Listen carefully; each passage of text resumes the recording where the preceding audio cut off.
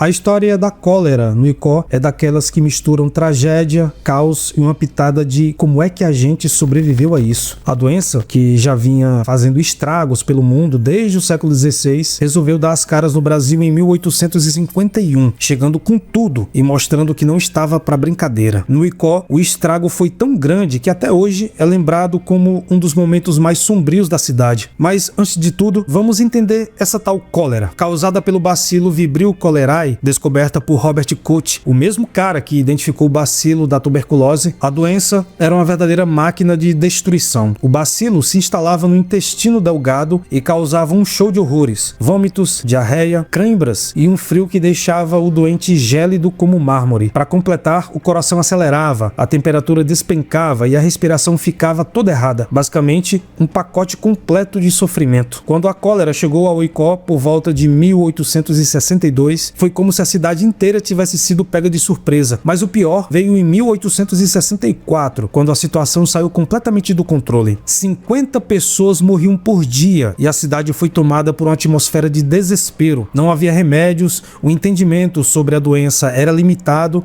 e as condições de higiene, digamos que não eram exatamente ideais. O caos era tamanho que até os sepultamentos precisavam ser improvisados. Na época, para dar conta da quantidade absurda de mortes, foi aberto um cemitério improvisado na parte sul do cemitério que já existe, o cemitério velho. Ali os corpos eram enterrados em valas comuns, porque simplesmente não havia tempo ou estrutura para sepultar cada pessoa em uma cova individual. Dá para imaginar o clima da cidade.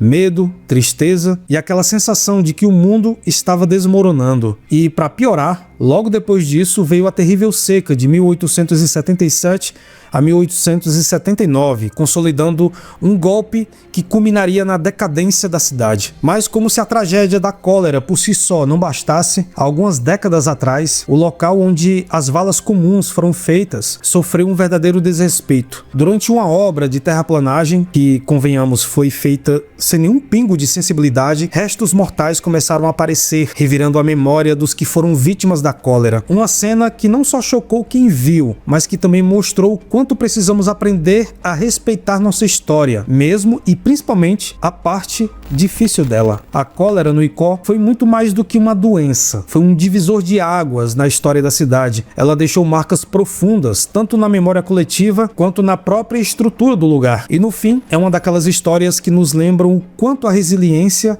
é uma das maiores forças do povo icoense. Porque, apesar de tudo, o Icó sobreviveu e continua contando suas histórias, até mesmo as mais tristes e dolorosas como essa.